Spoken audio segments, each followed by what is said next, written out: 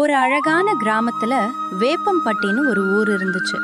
அந்த ஊர்ல சுப்பையான்னு ஒருத்தன் இருந்தான். அவனுக்கு ஒரு மனைவி இருந்தாங்க. அவங்க பேர் சுந்தரி. இந்த சுப்பையா ஒரு வாழைப்பழ சோம்பேறி. எந்த ஒரு வேலைக்கும் போகாம வெட்டியா ஊரை சுத்திட்டு இருப்பா. அவன் மனைவிக்கு சுப்பையா வேலைக்கு போகாததுதான் அவங்களுக்கு ஒரே கவலையா இருந்துச்சு. அப்படி ஒரு நாள் ஊர்ல, ஏண்டா சுப்பையா, நீ வேலைக்கு போகாம வெட்டியா வீட்டிலே இருக்கியே, இது உனக்கே நல்லா இருக்கா? வேலைக்கு போய் 4 காசு சம்பாதிச்சாதான்டா உனக்கும் உன் பொண்டாட்டிக்கும் நல்லது. என்ன பண்றது பெருசு? நான் என்ன வேணும்னு வேலைக்கு போகாம இருக்கனா? வேலைக்கு போனா கை காலெல்லாம் வலிக்கும், வேர்த்து கொட்டும். நமக்கு தான் வேர்த்து கொட்டுச்சுனாலே ஆகாதே. அடப்பாவி, நான்லாம் அந்த காலத்தில் கல் மண்ணெல்லாம் சுமந்து என் மனைவியை காப்பாத்தினேன். ஆனால் நீ என்னடா இப்படி வேலைக்கு போகாமல் ஊரை சுற்றிட்டு இருக்க?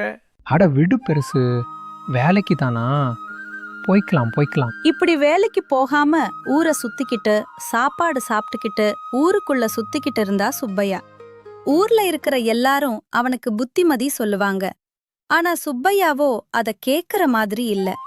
அப்படி ஒரு நாள், என்ன ராமையா, ஆளவே பார்க்க முடியல ஊருக்குள்ள.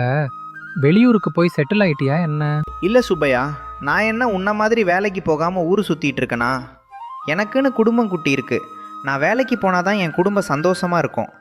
நானும் உன்கிட்ட நிறைய தடவை சொல்லி பார்த்துட்டேன், வேலைக்கு போடான்னு. ஆனால் நான் சொல்கிறத நீ கேட்குற மாதிரி தெரியல. விடு ராமையா, வேலைக்கு தானே போய்க்கலாம். சரி, பார்த்து ரொம்ப நாள் ஆச்சு, வா அப்படியே சந்தைக்கு போயிட்டு இலந்த பழம் வாங்கி சாப்பிட்டு வரலாம். நீயும் நானும் ஒன்னா இலந்த பழம் சாப்பிட்டு ரொம்ப நாள் ஆச்சு. சுப்பையா, உனக்கு மனசில் சின்ன பசங்கன்னு நினப்பா. இன்னமும் இலந்த பழம் சாப்பிடலாம், மாங்காய் திருடி சாப்பிடலான்னு கூப்பிட்டுருக்கு. எனக்கு வேலை இருக்குது சுப்பையா, நான் வரல. வேணும்னா நீ போயிட்டு வா அப்படின்னு சொன்னதும் சுப்பையா இப்படி சொன்னான். என்ன ராமையா, வேலைக்கு போனதுலேருந்து பேச்சே ஒரு மாதிரி இருக்கு. என்னதான் காசு பணம் சம்பாதிச்சாலும் பழைய நட்பா மறந்துடாத. அப்படின்னு சொல்லிட்டு இலந்த பழம் சாப்பிடறதுக்காக சந்தைக்கு போனா சுப்பையா. பாட்டியம்மா, 10 ரூபாய்க்கு இலந்த பழம் கொடுங்க பாட்டியம்மா. ஏண்டா வெட்டி பயலே, வேலைக்கு கூட போகாம ஊரை சுத்திக்கிட்டு இப்படி தினமும் சந்தைக்கு வந்து இலந்த பழம் சாப்பிட்டு போறியே, இது உனக்கே நல்லா இருக்கா? அப்படின்னு சந்தையில இருக்க அந்த பாட்டி சொல்றாங்க. ஏன் பாட்டியம்மா, நான் சின்ன வயசுல இருந்து உன் கடையோட இலந்த பழத்தை சாப்பிட்டுக்கிட்டு இருக்கேன். என்னால எப்படி இதை சாப்பிட்டாம இருக்க முடியும்? அப்படின்னு சுப்பையா பாட்டி கிட்ட சொல்றான். அதுக்கு பாட்டி சொல்றாங்க, நீ சொல்றதெல்லாம் சரிதான், ஆனா இன்னைக்கு நீ இலந்த பழம் சாப்பிட முடியாது. ஏன்னா இலந்த பழம் எல்லாம் தீந்துருச்சுடா பேராண்டி. என்ன பாட்டிமா சொல்றீங்க? நான் தான் உங்க கடைக்கு தினமும் வந்து இலந்த பழம் சாப்பிடுவேன்ல, எனக்காக தனியா எடுத்து வச்சிருந்திருக்கலாம்ல. உன்னை மறந்துட்டேன்டா பேராண்டி, கொய்யா பழம் இருக்கு, சாப்பிடுறியா? அப்படின்னு அந்த பாட்டி சொன்னதுக்கு சுப்பையா சொல்றான். வேண்டா பாட்டிமா, எனக்கு கொய்யா பழம் எல்லாம் வேண்டாம், எனக்கு இலந்த பழம் தான் வேணும். நான் நம்ம ஊருக்கு பக்கத்துல இருக்கிற காட்டுல ஒரு இழந்த மரம் இருக்குது, அங்க போய் பறிச்சு சாப்பிட்டுக்கிற. அப்படின்னு அந்த அன்னைக்கு இலந்த பழம் பறிச்சு சாப்பிட்றதுக்காக சுப்பையா அந்த காட்டுக்கு போறான். என்ன, இலந்த மரம் இங்கதானே ஒன்று பார்த்தோம், இப்போ மரத்தை காணோம். அப்படின்னு சுப்பையா அந்த இலந்த மரத்தை தேடிட்டு இருந்தான். அப்போ அந்த காட்டுல சுப்பையாவுக்கு ஏதோ ஒரு ஒளி ஒன்னு தெரியுது. அந்த ஒளியிலிருந்து ஒரு கடவுள் தோன்றாரு. சுப்பையா ரொம்ப பயபக்தியோட அந்த கடவுளை வணங்கிட்டு சுப்பையா சொல்றான், கடவுளே, நீங்க எப்படி என் கண்ணுக்கு தெரிகிறீர்கள்? இது நான் ஏதோ ஒரு ஜென்மத்துல செஞ்ச புண்ணியம். அப்படின்னு சொன்னதுக்கு கடவுள் சொல்றாரு, அப்படியெல்லாம் ஒன்றும் இல்லை. நான் தூணிலும் இருப்பேன், துரும்பிலும் இருப்பேன். என் பக்தர்கள் என்னை காண என் இடத்திற்கு வரும்பொழுது நான் ஏன் என் பக்தர்களை காண வரக்கூடாது? அதுதான் வந்தேன். சரி சொல், உனக்கு என்னிடமிருந்து ஏதாவது ஒரு வரம் வேண்டுமா? அப்படின்னு அந்த கடவுள் சுப்பையா கிட்ட ஏதாச்சும் ஒரு வரம் வேண்டுமான்னு கேக்குறாரு. அதுக்கு சுப்பையா சொல்றான், சாமி, எனக்கு ஒரு வரம் வேணாம் சாமி, எனக்கு 3 வரம் வேண்டும் சாமி. அப்படின்னு சுப்பையா அந்த சாமி கிட்ட கேக்குறான். அதுக்கு அந்த சாமி சொல்றாரு, உன்னை போன்ற பக்தர்கள் இவ்வுலகில் ஏராளமானோர் உண்டு. அவர்களுக்கும் நான் வரம் தர வேண்டுமல்லவா? ஆதலால் என்னிடமிருந்து உனக்கு ஒரு வரம் உண்டு. என்ன வேண்டும் என்று கேள். அப்படின்னு சொன்னதுக்கு. நான் உன்னிடம் வரந்தான் கேட்க சொன்னேன், என்னிடம் கேள்வி கேட்க சொல்லவில்லை. அப்படின்னு சொன்னதும் சுப்பையா கொஞ்சம் கூட யோசிக்காம அவன் ஒரு வரத்தை கேட்கிறான். சாமி, நான் வேலைக்கு போகாம சம்பாதிக்கணும். அதனால நான் தொட்டதெல்லாம் தங்கமா மாறணும் சாமி. அப்படியே ஆகட்டும். சுப்பையா கேட்டதும் கடவுள் அவனுக்கு அந்த வரத்தை கொடுத்துட்டாரு. சாமி, உண்மையாலுமே இந்த மரம் பலிக்குமா சாமி?